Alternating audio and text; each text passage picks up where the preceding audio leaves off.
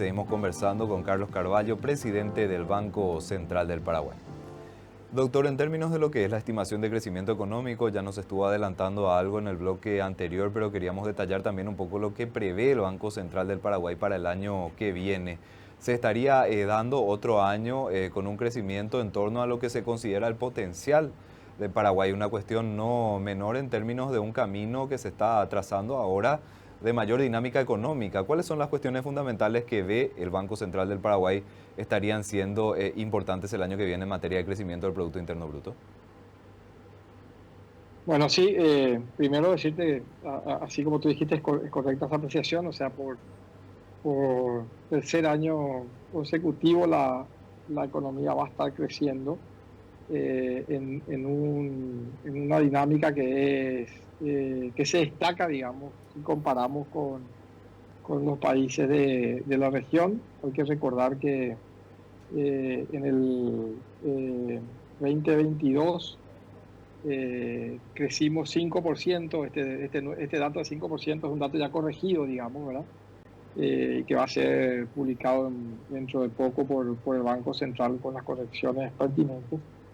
Este año estamos creciendo en torno a 4% y el año que viene el Banco Central está pronosticando un crecimiento de 3,8%. Es decir, crecimiento, digamos, de estos 3 años en torno a lo que tú decías, el potencial de crecimiento de la economía, lo que ratifica, digamos, que la economía está operando, digamos, en equilibrio, digamos, utilizando plenamente, digamos, los factores de producción y bueno, eso habla muy bien del momento económico que está viviendo el país, ¿verdad? Y lo que entendemos o lo que estamos nosotros previendo para el año que viene es un crecimiento similar al que se dio este año, un crecimiento equilibrado, distribuido entre los tres grandes sectores de la economía. El sector primario, después de que nos recuperamos del susto que tuvimos allá por septiembre, agosto, septiembre de este año, donde los pronósticos del clima eran todos muy desfavorables, digamos, cuando uno miraba el mapa del país, veía todo rojo, digamos, ¿no? Bueno, eso se fue corrigiendo en el tiempo. Hoy en día tenemos una expectativa, digamos, climática normal, relativamente normal para el año que viene, un efecto de la niña, digamos, muy benigno para el país. Eso es lo que se está pronosticando. En ese sentido, esperamos que va a ser nuevamente un buen año agrícola para el año que viene. Con un maíz creciendo de forma importante. La ganadería también va a continuar con su buen momento. Y nosotros entendemos que ese buen momento está justificado por algunos factores por el lado de la oferta, pero también por el hecho de que algunos mercados que se han abierto recientemente para la carne paraguaya ya están mostrando una dinámica interesante que creemos que se puede consolidar el año que viene, ¿no? Después el sector secundario también, ahí creemos que va a haber una cierta recuperación de la generación de energía eléctrica. Este fue un año malo, el 23 fue un año malo para la generación de energía eléctrica por factores climáticos. Fue el único sector que no creció, digamos, este año. Es más, que decreció en forma muy importante, casi 25%. Bueno, creemos que ese elemento se va a revertir, digamos, para el año 2024 también. También la construcción creemos que va a tener un buen momento porque la inflación controlada y la caída en las tasas de interés puede favorecer la dinámica de este sector.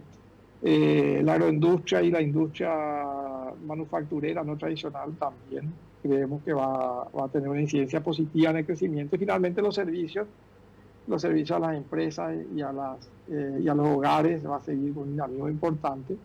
El sector hotelero, digamos, todo aquello vinculado a eventos en general, que tiene también una incidencia o genera externalidades positivas en varios sectores de servicios de la economía, creemos que también va a seguir una dinámica importante. Entonces, un crecimiento virtuoso desde el punto de vista, digamos, de la generación de empleo también, es lo que vemos para el año que viene. Doctor, en términos de lo que sería el escenario mundial y regional, ¿cómo esto podría, en cierto modo, limitar o favorecer justamente esta perspectiva de crecimiento económico? Sobre todo le pregunto por lo de Brasil. Yo sé que Paraguay de un tiempo a esta parte perdió mucha de esa dependencia que tenía en torno a los ciclos económicos de los países vecinos, pero sigue siendo un tema relevante. Brasil es un socio comercial de peso para Paraguay. Está el tema de la maquila, la depreciación del real en cierto modo también puede generar un tema de incentivo al contrabando, que son cuestiones que afectan a la economía paraguaya. ¿Qué le parece que tendríamos que estar monitoreando o qué van a estar también monitoreando ustedes justamente para ir viendo cómo evoluciona este proceso de crecimiento económico? Y sí, claramente, así, a pesar de que yo mencionaba que tenemos una economía más resiliente, más desacoplada, digamos, a algunos ciclos regionales, no es menos verdad, digamos, de que seguimos rodeados de dos países muy grandes en términos relativos desde el punto de vista económico, y también muy importantes en lo que tiene que ver con nuestro comercio internacional, digamos. Entonces, yo creo que por un lado, algunas distorsiones que veíamos en Argentina se han venido corrigiendo, digamos, en este tiempo, y esa fue una noticia importante. Siempre decimos que siempre es bueno tener vecinos ordenados, digamos, ¿no? Nosotros en el corto plazo podemos favorecernos de cierto desorden, pero en el mediano largo plazo tener vecinos ordenados y creciendo es siempre mucho más favorable para nuestra economía. El caso de Brasil sí, hemos visto, digamos, cierta volatilidad real importante en este periodo, que tiene que un poco su respuesta en algunas cuestiones vinculadas a las expectativas respecto a a cierta preocupación, digamos, con el aumento del déficit fiscal y eh, con con el hecho de que las nuevas medidas no generan, digamos, o no han generado tal vez la idea de que son suficientes para incidir, digamos, en un déficit fiscal que hoy en día está en torno ya al 9%, ¿no? Entonces, yo creo que todo eso ha generado mucha incertidumbre y eso ha transmitido, digamos, en términos de volatilidad del tipo de cambio. También tenemos una inflación creciente, pero ahí yo te diría, Eduardo, que tenemos que monitorear muy de cerca lo que está pasando en la economía brasileña. Pero entiendo que estas medidas son medidas que de alguna manera eh, se tienen que ir corrigiendo, digamos, en el tiempo. Vamos a ver qué medidas toma el Banco Central. Yo creo que el Banco Central ha demostrado que tiene, digamos, cierta autonomía en sus políticas. Eh, de hecho, ante esta preocupación, digamos, fiscal y ante el aumento en el último periodo de la inflación, ha tomado medidas monetarias, digamos, eh, que de alguna forma responden a esas características del mercado. Entonces, el riesgo, digamos, de que pueda ocurrir cierta dominancia fiscal en estos contextos, yo creo que de alguna manera, por lo menos las señales en ese sentido son relativamente tranquilizadoras. Pero hay un desafío importante en ese país que tiene que ver con cierta corrección, digamos, en el déficit fiscal y con transmitir cierta tranquilidad, digamos, a los agentes económicos en ese sentido. Eh, Siempre una depreciación abrupta, digamos, de las monedas de los países vecinos, estos picos depreciatorios, digamos, estos overshooting que existen en el tipo de cambio, son factores, digamos, que hay que monitorear. Pero nosotros miramos otros indicadores también, digamos. Ahora sea, qué pasa con el tipo de cambio real, donde hay que incorporar otros elementos también que tienen que ver con la dinámica de precios en esos países.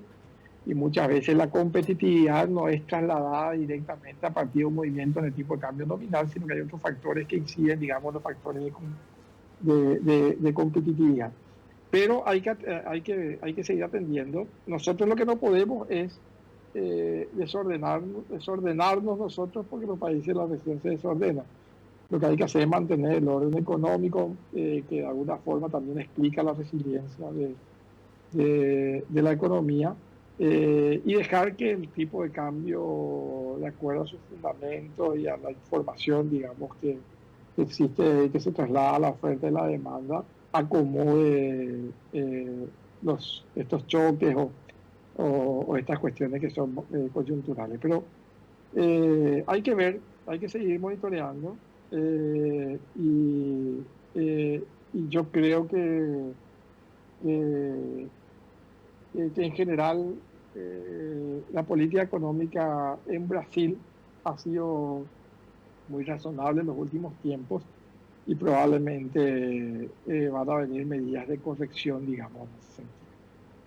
Doctor, es sumamente importante lo que estaba mencionando y también ya mencionó el tema de tasas de interés y quiero preguntarle sobre Estados Unidos, ¿verdad? Evidentemente que hay ahí un tema que siempre es un insumo importante en materia de decisiones para el Banco Central del Paraguay, ¿verdad? La Reserva Federal empezó con ese descenso de tasas, pero después el panorama otra vez fue cambiando. Es una cuestión también que hay que estar muy atentos para el año 2025. Hay que estar muy atentos, pero yo creo que hay algunas informaciones que probablemente hay que ir ya internalizando en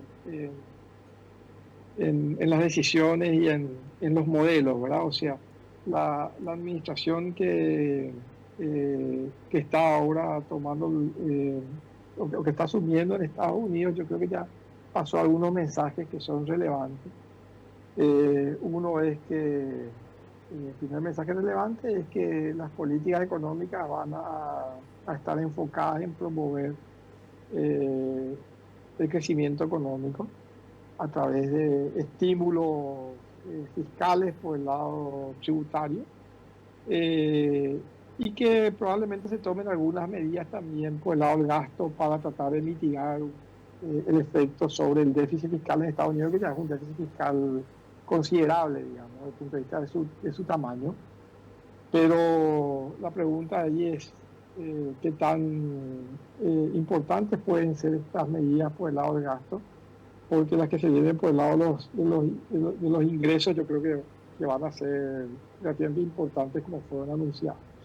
Entonces yo creo que ahí, por ese lado, puede venir alguna presión inflacionaria un poco más aguda, digamos, en ese sentido, y por lo tanto eso puede demandar, digamos, una política monetaria más cercana, digamos, a lo que las expectativas del mercado hoy están descontando, son tasas que van a probablemente seguir convergiendo, pero con una dinámica o una velocidad mucho más moderada que lo que uno esperaría algunos meses atrás, digamos. Entonces, tasas que convergen más lentas, y por lo tanto que permanecen un poco más elevadas durante un mayor periodo de tiempo. Yo creo que ese un poco es el escenario que se está vislumbrando.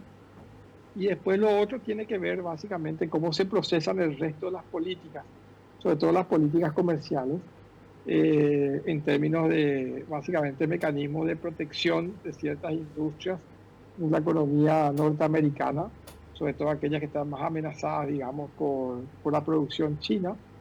Entonces ahí puede haber, digamos, algún tipo de decisión desde el punto de vista arancelario. Y la pregunta ahí es, bueno, eso si va a reaccionar, si va a generar una reacción o no desde el punto de vista de los socios comerciales de Estados Unidos, que genere, digamos, eh, alguna especie, digamos, de guerra comercial incipiente o algo parecido, como ya ocurrió, digamos, en la administración anterior, digamos, en este caso. Y si eso ocurre, es un escenario que no es tampoco tan deseado, digamos, porque puede tener un impacto sobre la dinámica del comercio internacional, que ha sido un motor del crecimiento mundial muy relevante en los últimos tiempos. Entonces, podemos tener una economía mundial con crecimiento más moderado también, ¿no? Entonces, yo creo que esos escenarios todavía hay que ver cómo se procesan y cómo ocurre. Hay algunos analistas políticos también dicen que hay elementos de moderación, digamos, en torno a las decisiones que puede tomar los Estados Unidos en la dirección que yo estoy mencionando, porque las circunstancias cambiaron, digamos, en este caso. Entonces, hay que ver. Yo creo que vamos a seguir teniendo un mundo, como dije al comienzo, incierto y volátil. La buena noticia que yo trato de transmitir siempre acá es que es un tiempo de grandes oportunidades para nuestro país, porque en un mundo que no se ordenó todavía del post-pandemia, donde muchos países emergentes tienen muchísimos desafíos desde el punto de vista de recuperar ciertos equilibrios macroeconómicos todavía. Un país ordenado en un mundo relativamente desordenado nos otorga a nosotros oportunidades que son muy importantes y que tenemos que aprovechar siguiendo por la senda las reformas que se han iniciado, digamos, ya en el año 2023.